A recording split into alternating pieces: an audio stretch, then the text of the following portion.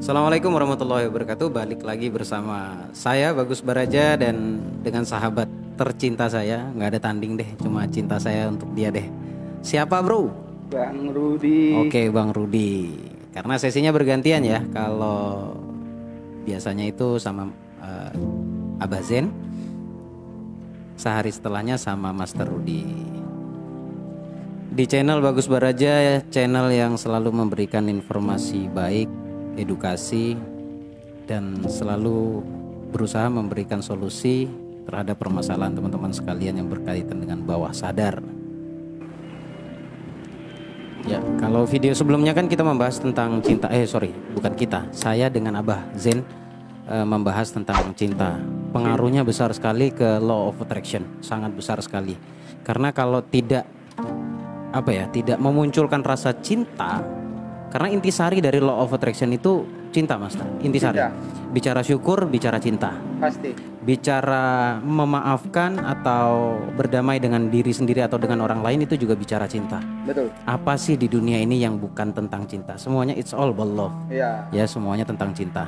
Jadi setelah cinta kita bahas lagi tentang yang masih menjadi banyak pertanyaan teman-teman ini tentang ini, Master. Tentang memaafkan, berdamai dengan diri sendiri. Yang disebut memaafkan itu seperti apa sih, Master? Berdamai dengan orang lain dan berdamai juga dengan diri sendiri. Karena ada yang miss, Master. Di luar mungkin kita diajarkan bagaimana memaafkan orang lain yang konflik dengan kita. Tapi dia lupa memaafkan diri sendiri atau berdamai dengan diri sendiri. Padahal itu poin penting sekali agar tidak ada penghukuman diri.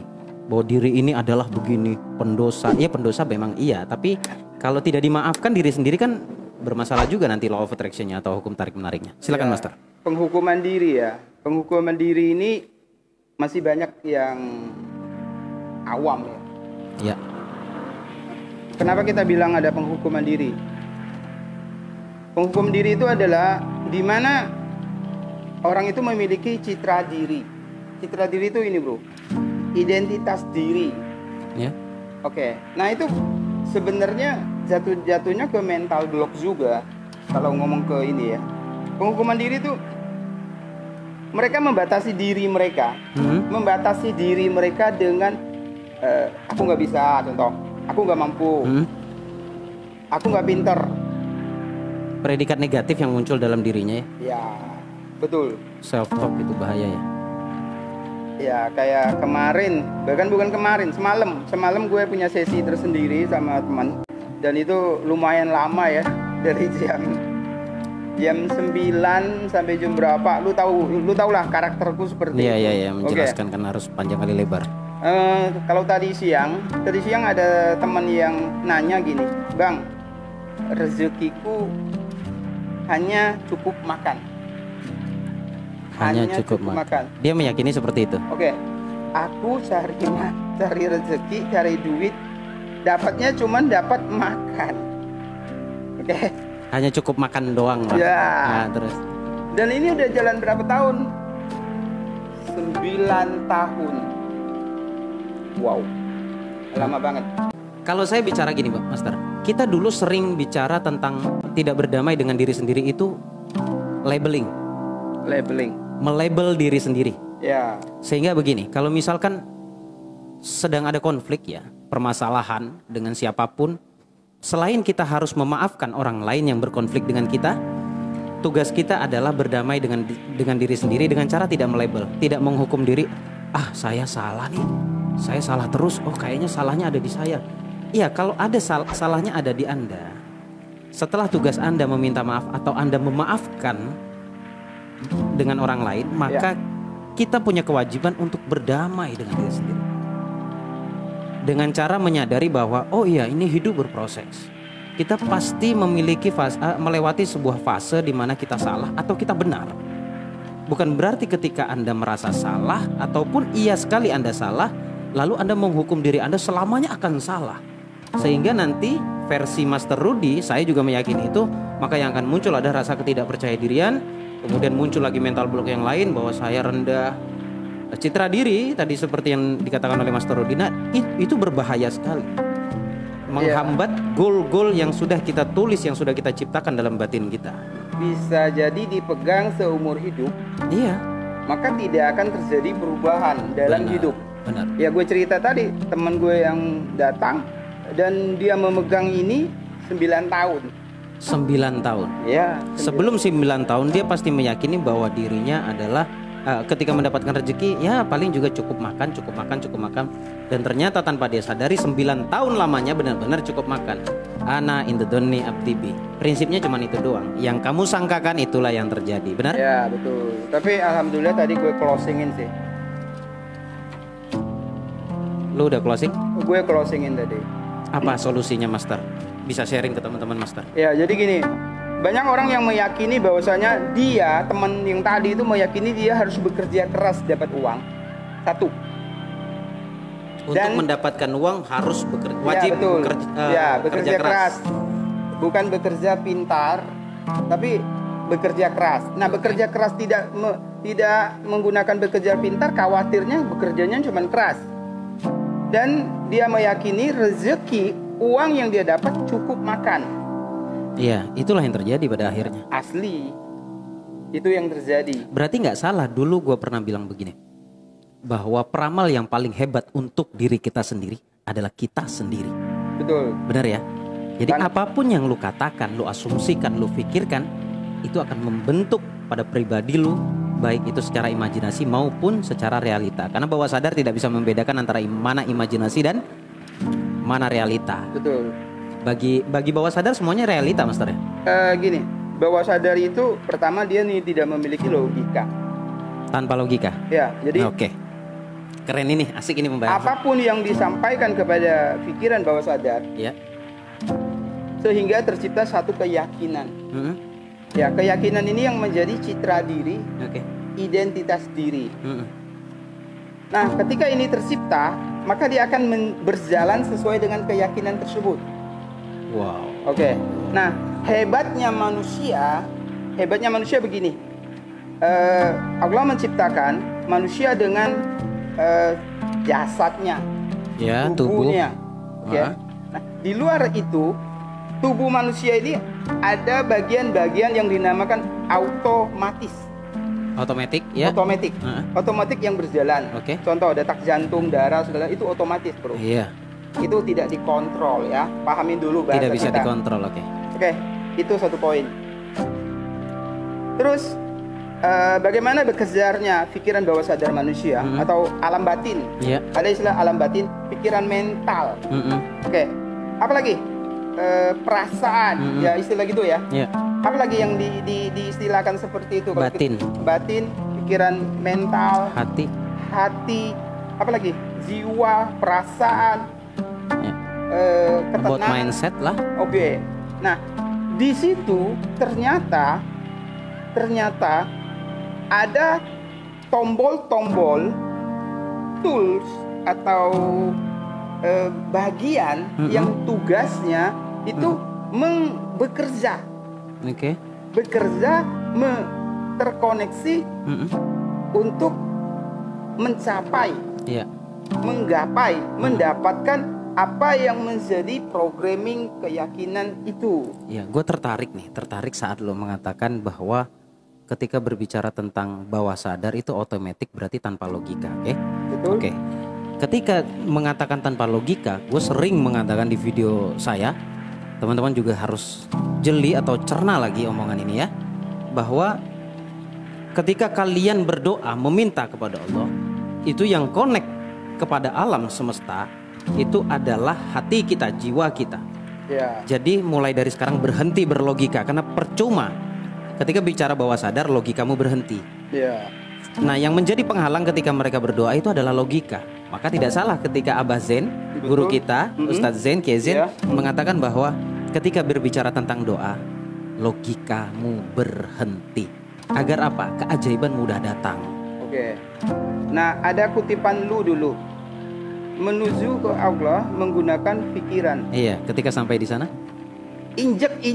Waduh, bahasanya galak banget. menuju langit, menuju Tuhan, gunakan pikiranmu. Tapi ketika sampai di sana, injek tuh pikiranmu, karena nggak ada pikiran sudah itu. Iya sih.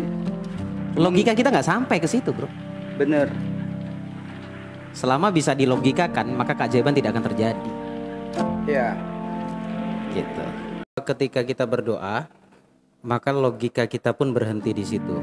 Nah, disinilah letak permasalahan manusia pada umumnya. Ketika dia berdoa, dia selalu menggunakan logikanya. Logika. Padahal sementara antara logika dan keajaiban itu tidak pernah bisa digabungkan. Artinya apa? Ketika kita meminta keajaiban, lalu keajaiban itu yang kita minta kita paksa untuk dilogikakan, maka keajaiban itu sudah bukan lagi keajaiban, melainkan itu logika. Ya. Kan gitu. Makanya di saat seminar kita ada satu poin materi yang kita bocorin di sini ya. Materinya adalah, pertanyaannya adalah, kenapa doa kecil mudah dikabulkan, mudah terwujud, lalu doa yang besar itu susah sekali terwujud? Ya. Jawabannya sederhana, Master ya. Karena kalau doa kecil itu hampir tidak terpikirkan ya. Minta ya minta aja. Selesai.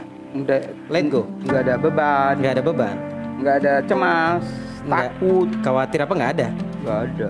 Tapi ketika minta doa besar, logikanya mulai berjalan tuh. Ini kayaknya nggak mungkin. Ya, kapan datang? Apa lagi? Jangan-jangan.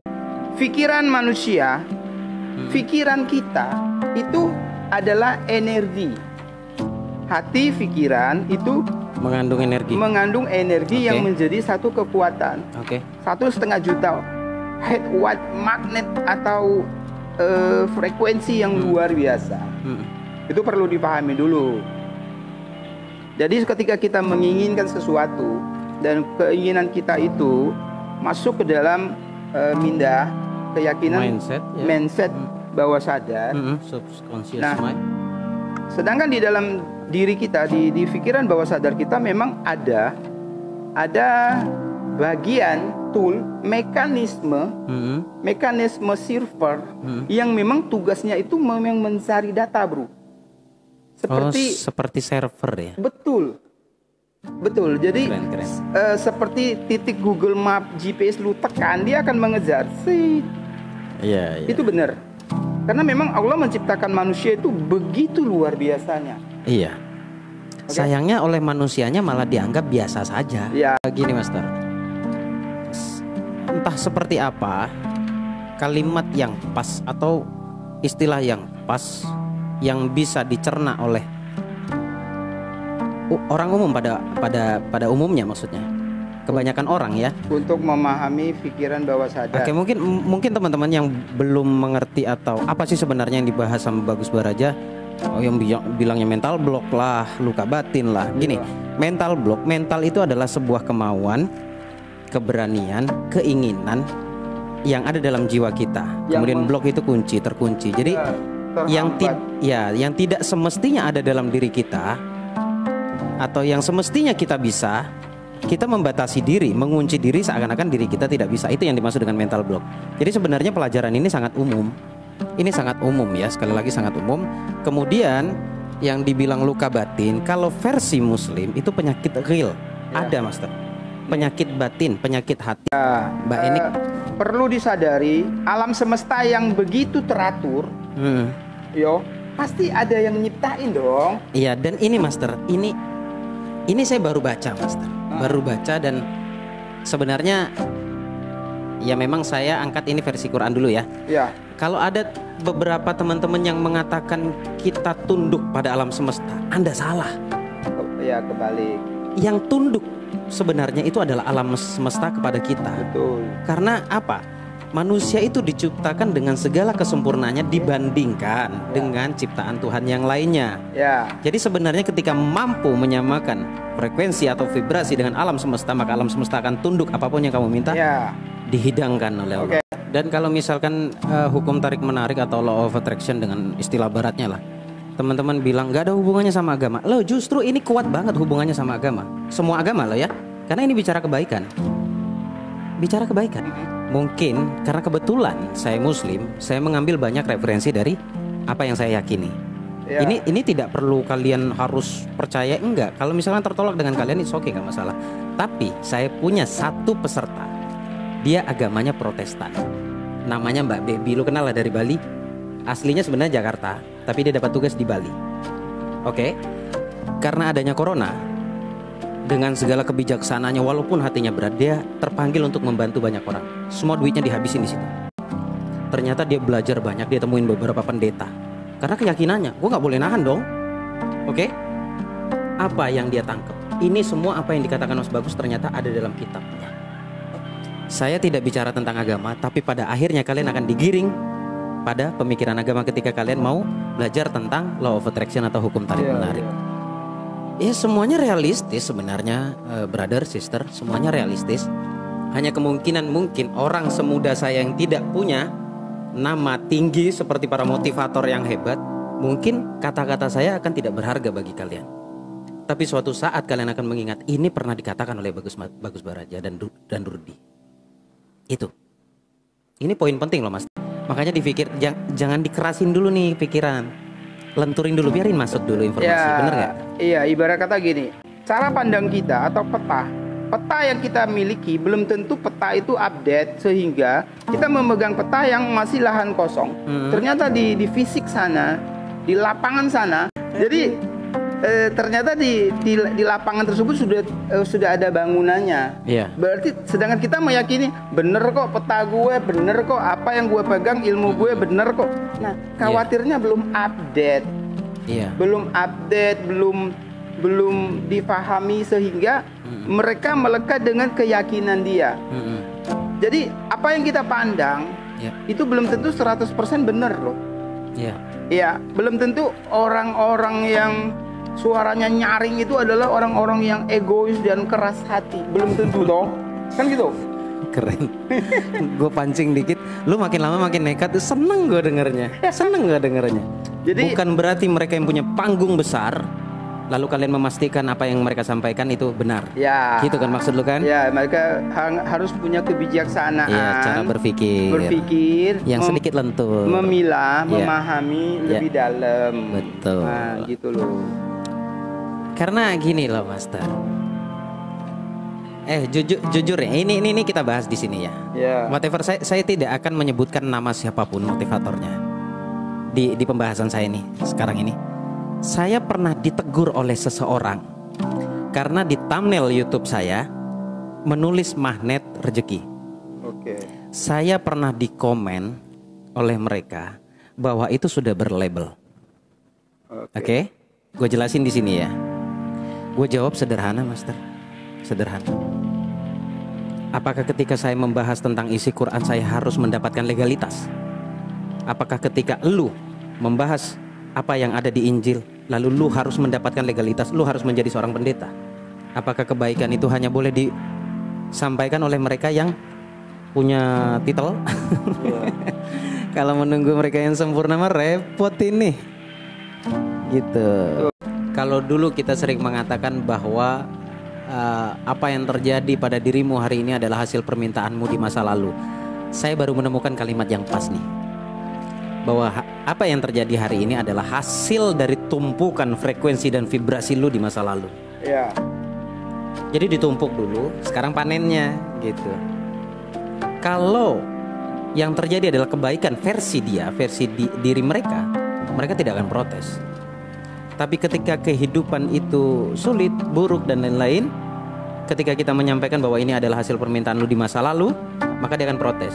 Gimana sih keburukan kok saya minta? Sayangnya tidak Anda sadari. Bener. Kemarin seperti itu ada loh. Ada bilang, bang aku ditipu sekian ratus juta. Oke, itu doamu mbak. Dan itu juga atas izin Tuhan. Hah? Masa iya?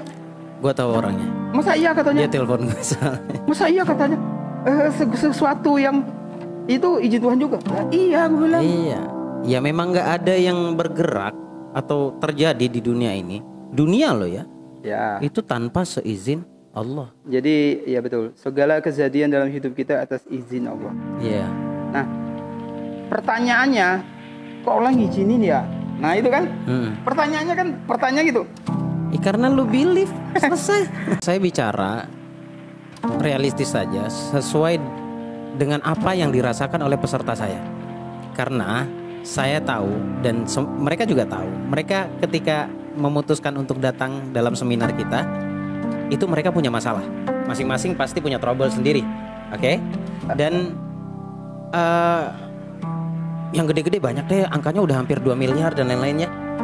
Ya sebenarnya kami belum merasakan, belum pernah mendapatkan masalah seperti itu. Tapi rasa permasalahannya atau frekuensinya mungkin kita pernah merasakan itu. Bukan bicara angka, tapi bicara rasa. Sulit atau tidaknya, besar atau gedenya, gede atau kecilnya. Oke, dan saya mengambil kesimpulan di situ. Dan kebanyakan, mohon maaf, 1000 maaf kalau ada peserta saya yang nonton, saya terpaksa sampaikan. Dengan berat hati pun harus saya sampaikan. Anda lupa di saat Anda punya harta banyak di atas rata-rata, Anda lupa Anda punya kewajiban di situ. Ya, bisa jadi itu yang dinamakan penghukuman diri. Tidak bersyukur, Master. Lupa berbagi, Master. Ya, banyak hal deh, banyak hal. Jadi setelah kita berikan sedikit pandangan, maka yang dia rasakan adalah kesedihan dan penyesalan. Oke, di awal menyesal itu baik. Berjanjilah sama Allah, Anda akan merubah perilaku Anda sebelumnya. Karena biasanya orang kalau sudah pernah besar, potensi dia menjadi lebih besar itu ada. Semoga apapun yang terjadi hari ini pada kita semua bisa kita titik fokuskan pada bagaimana mencari solusinya dan mencari hikmah apa dan maksud baik Tuhan, maksud baik Allah kepada kita itu apa. Mungkin pikiran kita lebih fokus kepada itu saja. Tidak akan putus rezeki, tidak akan putus rezeki. Percayalah bahwa Allah masih memelihara kita dan masih menjamin rezeki kita.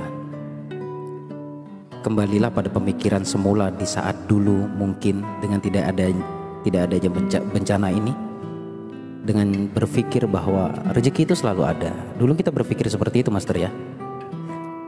Seperti apapun kondisinya hari ini, tetaplah berpikir bahwa rezeki itu selalu ada. Apapun, tidak Anda, tidak saya, itu juga sedang berpikir bagaimana bisa mengolah pikiran kita agar tetap berbaik sangka pada kondisi yang ada. Tadi kami berbicara tentang berdamai dengan orang lain, karena tidak sedikit hari ini yang saling menyalahkan. Kami tahu kami bukan orang yang sempurna yang selalu ingin menasehati Anda semua. Kami tahu itu, tapi setidaknya kalau memang kebaikan, kenapa tidak kita sampaikan saja? Berdamailah dengan orang lain, berhenti saling menyalahkan. Lalu yang tidak kalah pentingnya, berdamailah juga dengan dirimu. Karena dirimu, diri kita semuanya punya hak untuk bahagia, punya hak untuk tenang, punya hak untuk damai, dan punya hak untuk sebuah kebebasan, kenyamanan. Maka sebelum kita merubah dunia, maka rubah dulu cara berpikir kita. Sebelum kita keluar, masuk dulu ke dalam, baru keluar lagi. Pelajari apa yang ada dalam diri kita, benahi dulu, lalu kita baru keluar. Tapi di sini niatnya adalah saling mengingatkan. Wabil khusus saya juga mengingatkan diri saya sendiri dan mengingatkan sahabat saya, Master Rudi. Dengan datangnya Ramadan, ini berkah untuk semua kalangan. Tanpa dibatasi agama apapun, suku apapun. Berkahnya untuk seluruh alam. Dan poin penting yang bisa saya ambil dari Ramadan yang berkenaan dengan musibah ini, Ramadan adalah salah satu bulan penyembuhan jiwa. Kegalauan kita, kebingungan kita, kekemarukan kita. Hari ini kita benar-benar diajarkan banyak hal oleh Allah. Kembali pada diri sendiri. Masuk lagi ke dalam. Masuk lagi ke dalam diri yang terhubung pada alam semesta dan insya Allah juga terhubung pada Tuhan. Saya tahu pada dasarnya kita semua ini fitrah, kita ini baik, kita ini suci. Maka kembalilah pada sebenar-benarnya manusia yang fitrah, tanpa harus membenci orang lain, tanpa harus benci juga pada diri sendiri, tanpa harus menyalahkan siapapun yang ada di sekitar kita. Saya tahu sejahat apapun manusia itu, pasti menginginkan kedamaian dan mencintai kedamaian. Tinggal lingkungan yang akan membentuk dia menjadi pribadi yang lebih baikkah atau justru sebaliknya. Dan hari ini semoga audio kita, celotehan-celotehan kita, bagi sebagian orang mungkin tidak bermanfaat, tapi bagi kalian insya Allah ini bermanfaat ketika kalian mau membuka ruang atau mengosongkan gelas dan menerima setiap informasi. Buang yang buruk, ambil yang baik. Begitupun juga sebaliknya, komen-komen dari teman-teman yang baik, maka saya akan telan itu sebagai asupan roh jiwa, roh saya, jiwa saya, hati saya, sebagai makanan bagi hati saya ketika ada nasihat-nasihat yang baik dari teman-teman semuanya. Begitupun sebaliknya, yang buruk saya buang. Maka terima saja apa yang kami berdua sampaikan, selama itu ada nilai kebaikan. Tapi jika mudorotnya lebih besar, maka tinggalkan. Sekali lagi saya ucapkan banyak terima kasih buat sama sahabat saya. Ini kebiasaan saya ketika saya harus berkolaborasi dengan Mas Trudy, maka di ending cerita harus ada renungan, harus ada syukur, harus ada damai, harus ada pengakuan terhadap diri bahwa diri ini adalah diri yang lemah. Tapi insya Allah karena Allah menjaga kita menjadi pribadi yang lebih kuat lagi.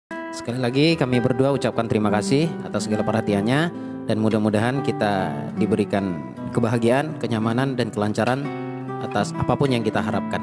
Sekali lagi saya pamit, sampai ketemu di video-video berikutnya. Tentunya ada bersama saya Bagus Baraja, terkadang sama Abah Zen, dan kali ini bersama siapa? Bang Rudi. Bang Rudi, dan semoga bermanfaat. Saya mohon maaf jika ada salah kata. Bagus Baraja Al-Fakir Ad-Dhaifillallah mohon pamit, dan Bang Rudi mohon pamit. Ya, assalamualaikum warahmatullahi wabarakatuh. Bahagia terus untuk semua See you. sahabat saya.